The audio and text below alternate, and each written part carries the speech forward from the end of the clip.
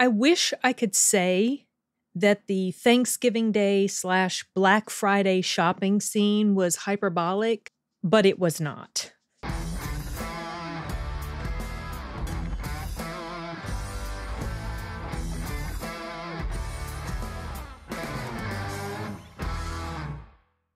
I saw Thanksgiving Tonight, Eli Roth's latest horror film. I did a little bit of reading about it after I got home, and I saw that, I guess I had completely forgotten about this, you guys, but this concept was first teased as a fake trailer in Robert Rodriguez and Quentin Tarantino's Grindhouse.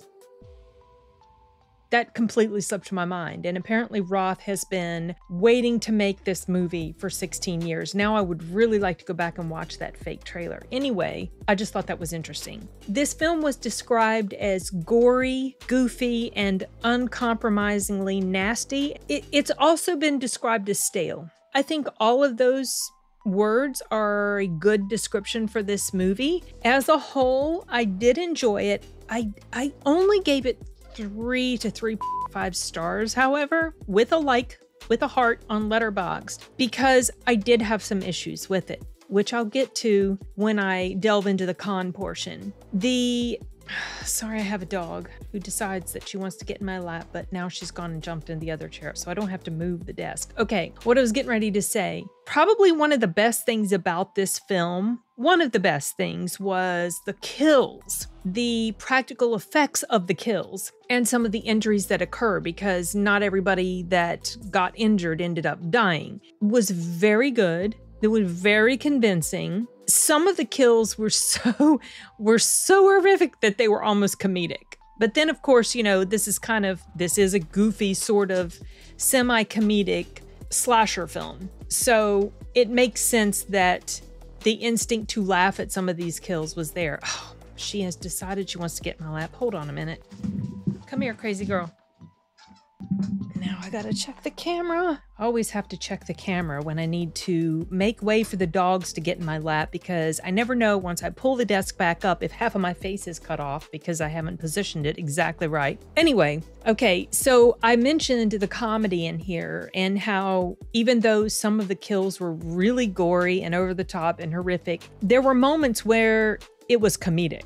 And the reason being that there were elements of comedy woven throughout this film. I'll give you an example of some of the stuff that was kind of funny. There's a scene where kids are reading a paper about Thanksgiving in the class, and just the way it played out was funny. You'll know what I mean when you watch it. There's also another scene where a victim, as horrific as it is, gets baked in an oven. Before the killer commenced to complete the baking, the killer stuffed a like a thermometer inside the victim, and then when the victim died, the thermometer goes boop because, you know, it was done.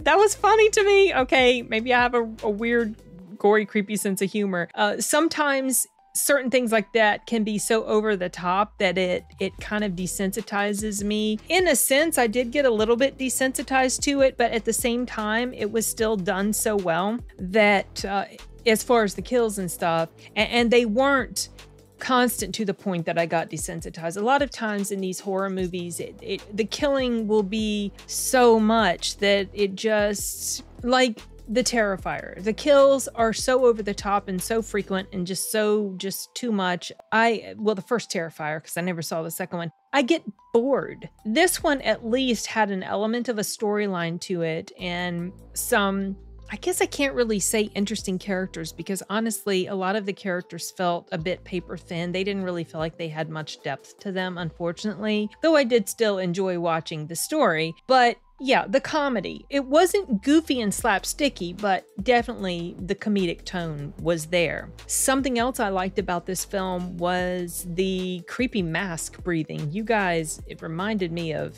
Halloween. And I just realized some subtle messaging. Okay. All right. I'm looking forward to watching this again because I really feel like I need to.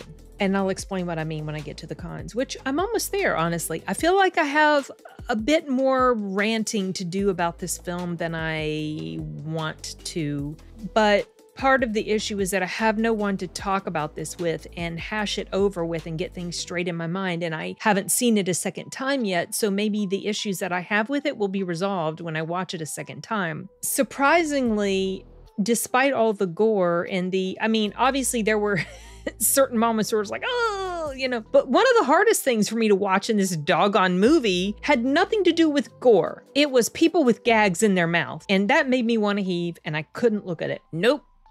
That really bothers me more than anything else. It's crazy. I know. I was thinking that while I was seeing this part, and I'm like, oh, I can't look at that. But I'm thinking to myself, I'm watching people get their skin ripped off and their heads bashed in and torn apart, and seeing people with gags in their mouth is the hardest for me to look at. It's so weird. Okay, so that about wraps up the pros. This was a fun movie. I do not regret at all watching it, and I do want to rewatch it. I feel like it's a fun enough entry into holiday horror. We've had plenty of Christmas horror, Halloween horror, things like that, but we don't really have a lot of Thanksgiving horror movies. I honestly, nothing's coming to me. I'm sure there's got to be something that takes place around Thanksgiving time that deals with horror, but honestly, it's escaping me. I don't know why the holiday of Thanksgiving has been left out of the horror genre in general, but it's about time it became part of it, and with this movie, it definitely did. Eli Roth is a competent enough filmmaker, and I think if you're a fan of slasher horror, you're going to enjoy this movie. I did. I just had some issues with it. Like I mentioned, I can't talk about this in depth, so I'm going to try to be as vague as I can to avoid spoilers. I'll start off with things that don't really need too much self-censorship, you know, because I'm going to try to be really careful about what I say. But when an article referred to this movie as stale, I get what they mean, because something that I was thinking of when I watched it was when certain things would occur, it definitely had the typical horror tropes. A person going in alone to a place when they know that their life is in danger and a killer is on the loose. Why are you venturing into this area by yourself? Why don't you just skedaddle and go hang with the cops that are right outside? That sort of thing. Red herrings, that happened quite a bit. And also predictable ending type of final scene sort of thing.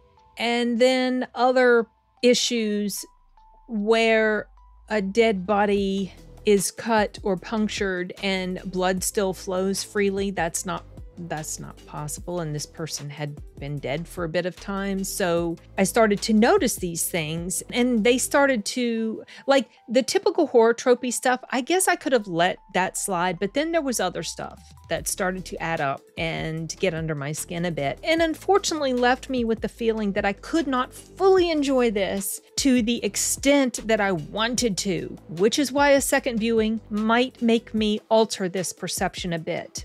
But I don't know. I kind of doubt it, but I might be wrong. Some other stuff. There's a scene where a character sprains their ankle, and then just moments later, they're walking just fine.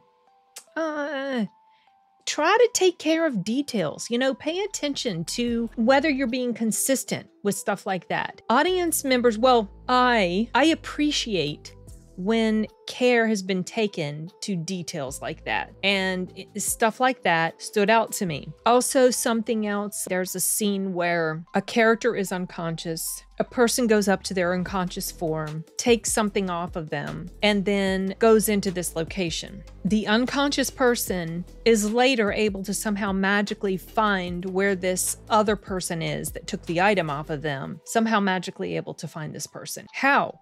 How did they know that this person would have gone into this location? They could have just run off somewhere else.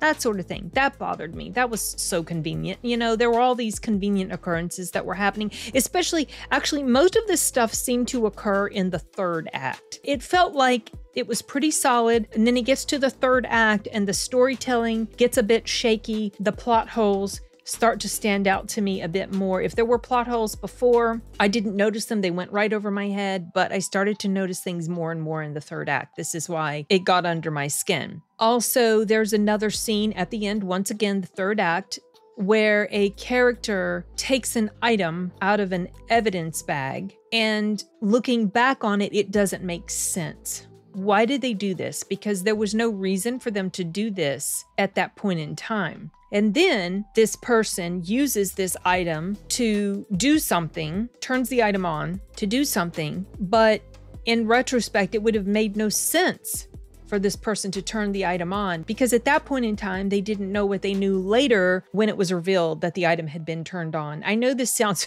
I'm trying very hard to be so vague, and I'm giving you all these very, weird ways to explain it without spoiling it, but also trying to get across the point of the issues that I had. Then there was another scene in the third act. There's a moment where the killer is going after some people, and one of the characters inflates something. And of course, oh yes, okay, something's gonna happen with this in the end. But at that point in time, this character that inflated this thing did not have that plan of what they ended up doing with the thing that they inflated. So that made no sense. That was a very weak setup to that particular final thing that happened. And also the killer.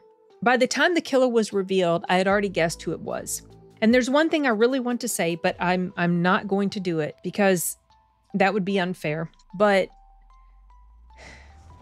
one of the reasons that I want to go back and rewatch this movie is that there is no way, once the killer is revealed and you start to think back on previous scenes, you realize that there is no way for the killer to have done what they did in the time that they did it and be in two places almost at once. It's not possible. And so that really bothered me. And it felt like a very weak reveal, because when the reveal happened, I was thinking to myself, that's not possible. In a lot of the scenes, not all of them, but in at least two that I can think of off the top of my head, maybe three, it's not possible for the killer to have done the stuff that they did, to have removed themselves from a place and then gone to do the stuff that they did in the outfit and everything, and then be able to, that really rankled me. And that's one of the main reasons why I do not feel as fulfilled and happy about this movie as I thought I would be, as I was hoping I would be. I had mentioned to someone I was cautiously excited, and I